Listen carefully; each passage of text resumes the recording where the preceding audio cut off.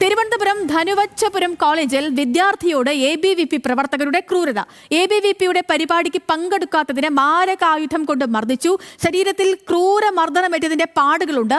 വിദ്യാർത്ഥി ഇപ്പോൾ ആശുപത്രിയിൽ ചികിത്സയിലാണ്. നമുക്ക് പ്രതികരണങ്ങളിലേക്ക്. ഈ മുറിവ് പറ്റിയത് ബാക്കിൽ നിന്നാണ് കുത്തിയതാണ്.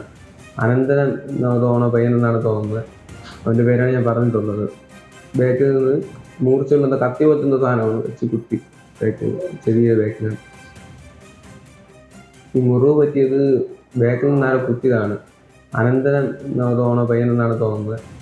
ചന്തു ചന്ദ്രശേഖരാണ് വിവരങ്ങളുമായുള്ളത്. ചന്തു, കുട്ടിയുടെ ആരോഗ്യനില കാണുമ്പോൾ അതിക്രൂരമായി മർദ്ദനമേറ്റത് വ്യക്തമാണ്. ഇത് എന്തിന്റെ പേരിലായിരുന്നു ഈ മർദ്ദനം?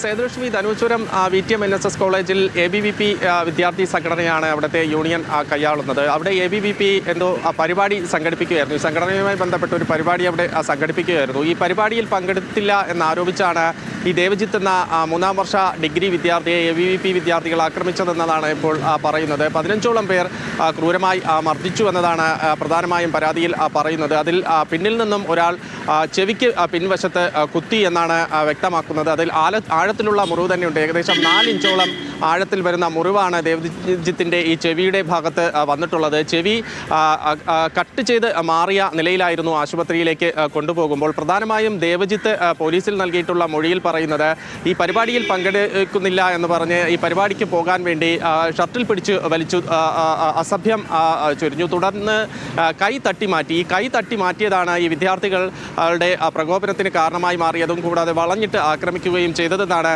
പരാതിയിൽ പറയുന്നത്. എന്തായാലും ഉടൻ തന്നെ ദേവജിത്തിനെ അടുത്തുള്ള നെയ്യാറ്റിൻകര നിംസ് ആശുപത്രിയിൽ പ്രവേശിപ്പിച്ചിട്ടുണ്ട്. ഇപ്പോൾ അവിടെ ചികിത്സയിലാണ്. കഴുത്തിനും തലയ്ക്കും ദേവജിത്തിന് പരിക്കേറ്റിട്ടുണ്ട്. ബാക്കി ദേഹമാസകലം തന്നെ മർദ്ദനമേറ്റ പാടുകളുണ്ട്. എന്തായാലും പാറശാല പോലീസ് സംബന്ധിച്ച് കേസെടുത്ത് അന്വേഷണം ആരംഭിച്ചിട്ടുണ്ട്. ക്രൂരമായ മർദ്ദനമാണ് ദേവജിത്തിന് ഉണ്ടായതെന്നാണ് പ്രധാനമായും പരാതിയിൽ പറയുന്നത്. എന്തായാലും ദേവജിത്തിൻ്റെ ആരോഗ്യനില ഇപ്പോൾ തൃപ്തികരമാണ്. എന്തായാലും പാറശാല പോലീസ് ഇത് സംബന്ധിച്ച് അന്വേഷണം ആരംഭിച്ചിട്ടുണ്ട്.